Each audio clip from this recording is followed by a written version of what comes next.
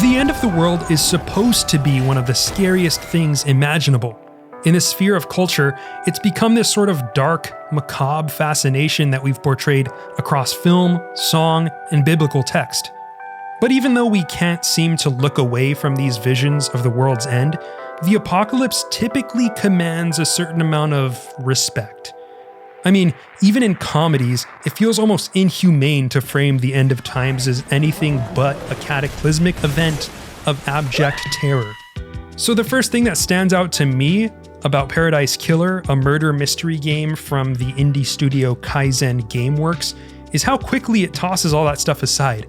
In this world, sacrificial altars look like 90s nightclubs, bloodthirsty cultists are pop stars, and the end of the world is just as casual as another LA sunset. So, what the hell is up with this aesthetic mishmash? And why doesn't it feel as weird as it probably should? To me, the answer is in Vaporwave.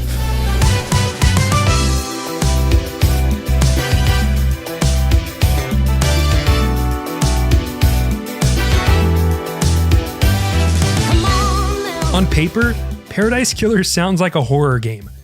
The world is ruled by a group of immortals called the Syndicate, and to appease their alien gods, they've just sacrificed everyone on the planet, which is called Island Sequence 24, by the way. This is all totally normal in their society, and it's all meant to usher in a flawless new world called Perfect 25, which, by the way, is called that because this is the 25th time this has happened. The problem is, right before the apocalypse is supposed to kick off, someone has gone and murdered all the highest ranked members of the Syndicate. I mean, yeah, the world's still about to end, but justice does need to be served. Paradise Killer puts you in the shoes of a veteran investigator named Lady Lovedeyes. She's a talented, charismatic detective obsessed with finding the truth, even if she has to interrogate her own friends to do it. Your job is to comb through this garish, gilded island to find out who done it. All this happens amid a soundtrack of jazzy, funky vaporwave jams that can only be described as a vibe. Something about this all feels off. The luxury of Paradise Killer's world is super jarring in the face of all this carnage. To me, the tone first came off like a cheap attempt to be edgy, like one of those action movies where there's a really gory shootout and they're playing like kids' music in the background. But the more I settled into Paradise Killer, the more I realized that that's what it's going for. You're supposed to feel that friction. And in that sense, it might just be the best vaporwave game ever made. Vaporwave, to be quick, is a micro-genre of synthy music and aesthetics that emerged in around 2011. It's known for blending 80s and 90s influences, usually taking funky, jazzy, or city pop grooves, and then detuning them, making them lo-fi, or otherwise glitching them out. The music is typically set against a backdrop of colorful, hyper-commercialized visuals with a ton of product placement, and presented as a dreamy stream of consciousness. Somehow though, it still manages to make you feel something. For me, Vaporwave evokes a sense of nostalgia for places I've never been, objects I've never touched. It's like memories that feel distant because I never actually had them to begin with. In a 2012 interview with Dummy Magazine, Robin Burnett, the person behind one of the earliest acts in the Vaporwave scene called Internet Club, shed some light on what they were trying to accomplish with their music. They said that by degrading tracks with tons of effects, they were able to achieve, quote, the defamiliarization of things we've become so used to that we don't notice them anymore. It's that decontextualization that makes Vaporwave such a perfect aesthetic for Paradise Killer. For one, it's a lot more digestible. You make a lot of blood sacrifices in this game, but with the pretty music and scenery, you kinda get used to it, honestly.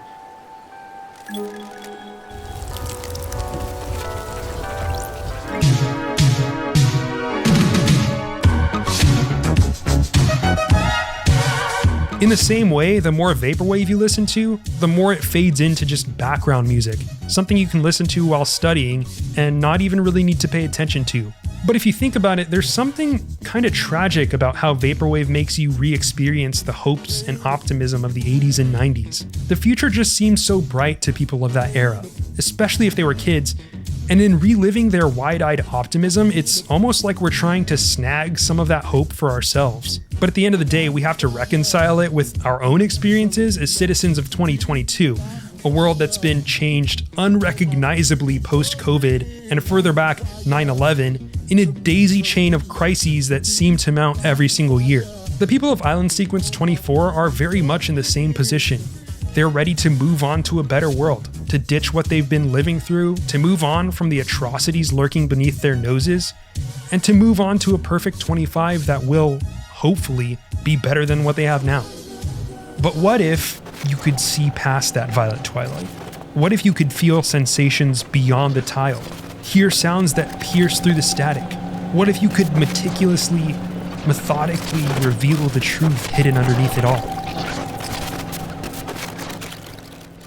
This is what makes Lady Lovedeyes such an intriguing character at the center of Paradise Killer. Unlike pretty much everyone else on the island, who seems to care more about the next world than the atrocities that just took place, she's obsessed with digging deeper. It's not just about the crime for her, it's about pulling back the underpinnings of society, finding out what's on the dark side of the moon. She senses the unease lurking under the surface, the devilish motives of the people around you, the social systems that exploit everyday citizens. She knows that what you see isn't always what you get, and she refuses to let the advertising or the glitz and glamour of the world lull her into a sense of complacency. Because of this, you really quickly learn that the world of Paradise Killer is held together by the thinnest of Vaporwave facades, that without the iridescent architecture and 90s tunes, it might reveal itself for what it really is, a sick, bloody chaos fueled by false promises and run by a bunch of selfish weirdos. Weirdly enough, I kind of wanted to condone this through a relativist lens, because I mean, the ritual apocalypse and human sacrifice stuff seems to be a normal way of life for the people in this video game after all, but there are real victims in Paradise Killer, like the ghosts of the dead citizens you meet as you walk through the world. They've been exploited, and they have unfinished business. And I mean, who wouldn't? It's a society that puts progress ahead of people, that destroys everything in its path while claiming it's for a greater good, and that successfully hides its darkness with messaging and advertising. If all of that sounds uncomfortably similar to the world we actually live in, well, I'm gonna point back to the big sign that says Vaporwave, because it's all tied together.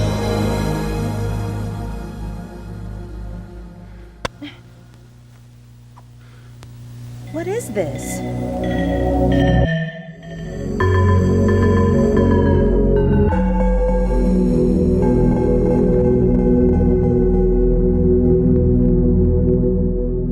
As Michelle Luke noted almost a decade ago in her 2013 piece for Vice, Vaporwave is actually punk in that it's driven by a subversive political objective, undermining the iron grip of global capitalism by exposing the alienating emptiness underneath its uncanny sheen.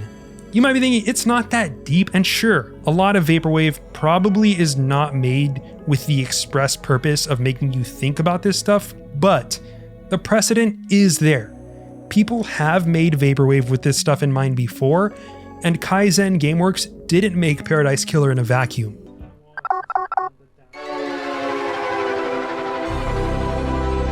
Let's not forget, after all, that the term Vaporwave is a play on vaporware, software that is advertised despite being in its early stages, that promises an awesome product but is never actually finished. In a capitalist society, we don't care about the way things are. The way things are presented to us is what becomes normal, that poses as authentic despite having no roots in reality. It's about the aesthetics, bro. The problem is, it's so hard for us to see past the veil that's being pulled over our eyes. Weirdly specific advertisements that we find on our news feeds, algorithmically crafted playlists that actually feel like they make our music taste worse. If there's something sinister hidden underneath the surface, we are way too desensitized or tired to care. And I mean, I don't blame us. Shit's hard out here, man. But that's the other brilliant thing about Vaporwave. It is so much more obvious as a hyper-capitalist veil that it almost screams, hey, something else is going on here. It's that itch waiting to be scratched. And in Paradise Killer, it's that mystery waiting to be solved. This is a power fantasy where the fun isn't in fighting the powers that be, it's in discovering who they are to begin with, and in turn, demolishing a collective hallucination that everyone's come to accept as truth. If you're not trying to get to the bottom of it, you're either just along for the ride or fully complicit. When I was in college, I had this smoke detector that would loudly beep every 30 seconds or so to tell me when it needed new batteries. And being a lazy college student, I totally neglected to change them. And I lived with the noise for like 2 weeks straight. Human beings are creatures of habit. We can get used to pretty much anything if we don't care enough to stop it becoming the norm. Vaporwave, and Paradise Killer by extension, are trying to lull you into submission. And there's no denying that they are very, very good at it. In fact, Paradise Killer is so good at helping you descend into that sine wave hypnozone that it starts to pass off inhumanity as just a normal part of everyday life. But the game also understands that Vaporwave is about the darkness that thrives in the dead zone underneath that comfort. It leans into its own self-contradictions and conjures up a surreal experience that is both eminently playable and deeply disturbing. There's nothing wrong with letting yourself develop a healthy love for the sights and sounds on display here. I mean, it is art after all. But Paradise Killer wants you to stay inquisitive, stay alert, and maybe even question the stuff you love. Because when love dies, all that remains are the facts. Paradise Killer. And they're not always as pretty as they look. Thanks so much for making it to the end of the video. If you like what you saw, drop us a like and subscribe, and consider supporting us at patreon.com/badend.